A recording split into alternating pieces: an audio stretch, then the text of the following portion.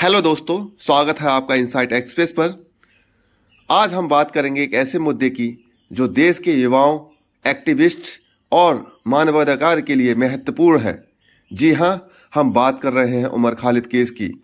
इस वीडियो में हम जानेंगे उनकी गिरफ्तारी, जमानत याचिका और जेल में बंद उनके साथियों की कहानी, ताकि आपको पूरी सच्चाई समझ में आ सके। उमर खालिद कौन है?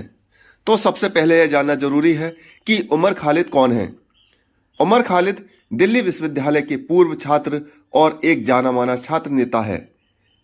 वो सामाजिक न्याय, नागरिक अधिकारों और अल्पसंख्यकों के हितों के लिए लड़ते रहे। हालांकि 2020 में दिल्ली दंगों के बाद उन्हें गैरकानूनी गतिविधि अधिनियम यूएपीए के तहत गिरफ्तार कर लिया गया।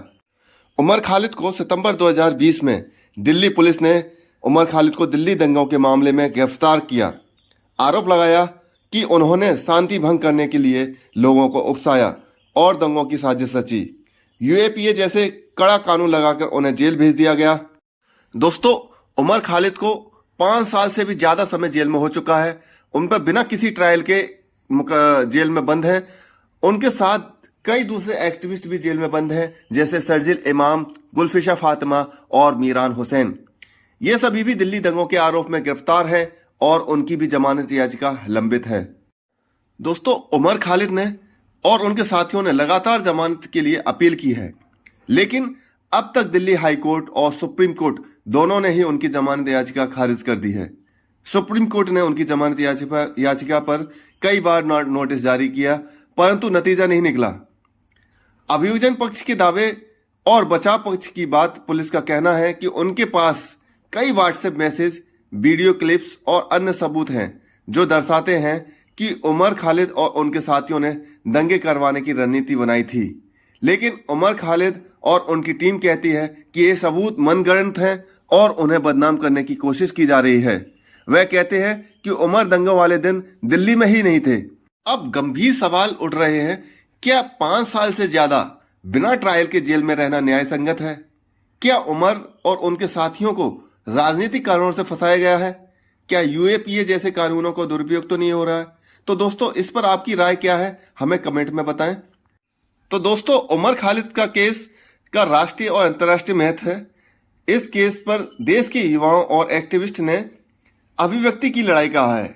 यानी ये सिर्फ उमर का मामला ही नहीं, बल्कि अभिव्यक्ति और लोकतंत्र की रक्षा का मामला है। कई मानवाधिकार संगठन और अमेरिका, यूरोप जैसे देशों ने इस केस पर चिंता जताई है। अब आप सोच रहे होंगे कि उमर खालिद के साथ उनके साथ कौन कौन और जेल में बंद हैं।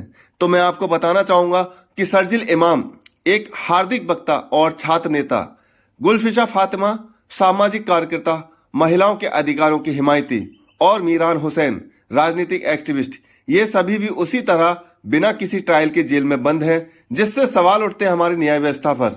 अब मैं बताऊंगा आपको कि अब तक क्या क्या चीजें हुई। तो फरवरी 2020 दिल्ली में नागरिकता विरोधी कानून के खिलाफ बड़े प्रदर्शन हुए। फरवरी 23-24 2020 दिल्ली में हिंसक दंगे शुरू हुए। सितंबर 2020 उमर खालिद को गिरफ्तार किया गया। अक्टूबर 2020 से सितंबर 2025 कई जमानत याचिकाएं दायर हुई, परंतु वे खारिज की गईं। 2023 से 2025 सुप्रीम कोर्ट में सुनवाई हुई, हालांकि जमानत नहीं मिली। नवंबर 2025 मामला अभी भी लंबित है। उमर और उनके साथियों के खिलाफ ट्रायल शुरू होने का इंतजार है। तो दोस्तों, ये मामला सिर्फ एक आदमी का नहीं है, ये हमारे लोकतंत्र, हमारी आवाज की रक्षा का मसला है। अगर हम चुप रहेंगे तो इंतजार करें कि कब हमारी आवाज भी दबा दी जाएगी। इस वीडियो को ज्यादा से ज्यादा शेयर करें।